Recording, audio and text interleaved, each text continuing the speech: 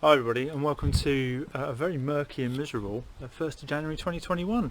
Happy New Year.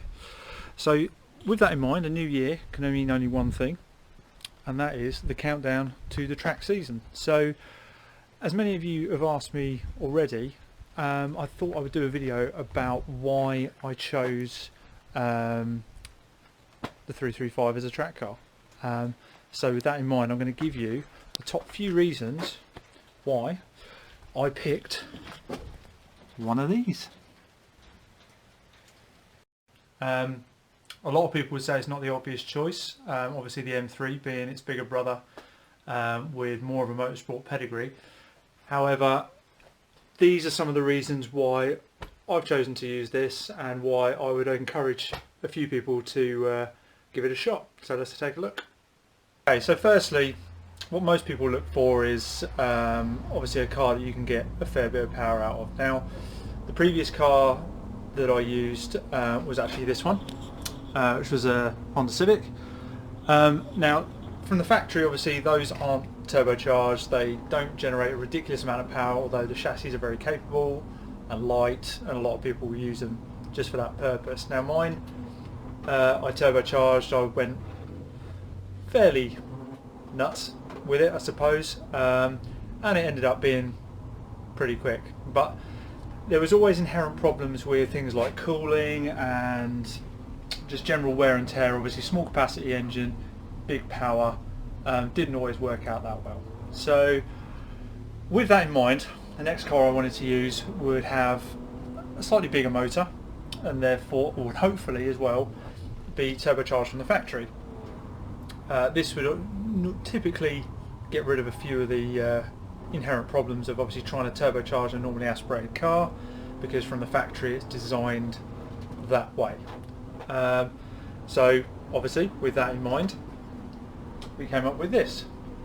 So from the factory, the 335 comes with a 3 litre twin turbo straight 6. It generates, again, stock 305 horsepower. And the engine code is the N54 30A, I believe. Now, the reason a lot of people seem to avoid these, depending on what you read on the internet, is unreliability. So you wouldn't have thought then that's a perfect choice for use as a track car. However, the motors themselves, the actual rotating assemblies, heads, blocks, whatever, seem to be very, very strong indeed, and that is why I decided to go with this. They're very, very easy to get easy power out of. Your typical bolt-on modifications and off-the-shelf maps can yield well in excess of 400 horsepower. I used these last year, and a lot of people will tell you it's certainly got the legs, even in, with all the stock components, stock turbos and everything, but it allows you a little bit of flexibility to increase that further fairly simply. Now for this year I will be fitting a pair of hybrid turbos. They're currently being rebuilt at the moment, and that will hopefully enable us to up the power a little bit to between sort of 550, 600, something like that, but the standard motor will take that. Now the only thing that lets these down is you just have to keep up with the maintenance. So there's a few ancillary issues, water pumps, the radiators for me aren't big enough. I suffered a little bit of overheating last year, which is something that I've addressed in previous videos. And so obviously as power goes up, heat goes up. You just want to address all of those little bits. It's general sort of maintenance, make sure the coil packs are all sorted, refresh the plugs, refresh the oil, do your general maintenance, and it will last. So reason number one, the engine. So secondly, and probably counterintuitively, I didn't want an M3. And I say I didn't want an M3, let's be realistic about here. I couldn't afford an M3. Therefore, the best way, and I've always wondered why they did this anyway, because for this particular model year, which is like the 2006 through 2012, I think, they decided to make the M3 normally aspirated, but the 335 would have the twin turbo engine. So obviously it was going to be easier to make the power with the 335. I chose the E92 coupe body style. A, because I liked it more, and also this one came up pretty cheap and low mileage. Everything was working. It seemed a pretty good bet. So yeah, I mean, I didn't obviously. I say I couldn't afford the M3, so that was a non-starter. There were other cars that I did consider, but all of them had similar issues. So, for example, I was looking at a B7 Audi S4, obviously four-wheel drive, V8 normally aspirated, 340-ish horsepower. I've had a B6 before, and it was a great car. I loved it, so I thought maybe that was something to go for. A Porsche Cayman S. Probably the lightest of everything I looked at. Again, normally aspirated those, so modifications a bit limited what you can do without spending serious money, and also it's far more expensive to buy in the first place. What was the other ones? There were a couple of other ones, I forget them now.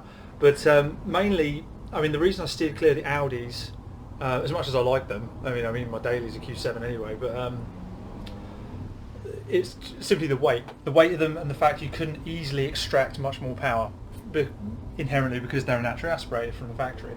So without spending serious money, which I didn't have and don't have, that wasn't going to happen. Also, the weight of the cars themselves is huge. So over this, we're looking at the best part of 200 kilos more. Now, the fact they're four-wheel drive does not outweigh that extra weight for me. Yeah, they'd be great in the wet and whatnot, and this probably wouldn't, as I've already found out. But normally Time Attack is done in the dry, hopefully. So that wasn't really too much of a consideration. And just going back to the weight of these, now I think most of the time they seem to be quite overstated in the book. I believe the curb weight for this is supposedly 1,560 kilos, or anywhere, depending where you read, between 1,520 and 1,560. Now, I didn't get to weigh it when it was 100% standard, but I did get to weigh it at Brands Hatch, and it came in, bearing in mind I'd stripped, say, all the easy stuff out, so front seats, rear seats, loads of trims, but nothing fundamental. It still had air conditioning, it still had sat nav, all the heaters, all the goodies, and it came in at 1330 with half a tank. So I'd estimated I'd taken out about 125 kilos, and if that's the case, then that would have been well in the 1400s anyway. So obviously that had a huge bearing as well. I'm very lucky indeed that it did turn out that way. So weight is another big bonus.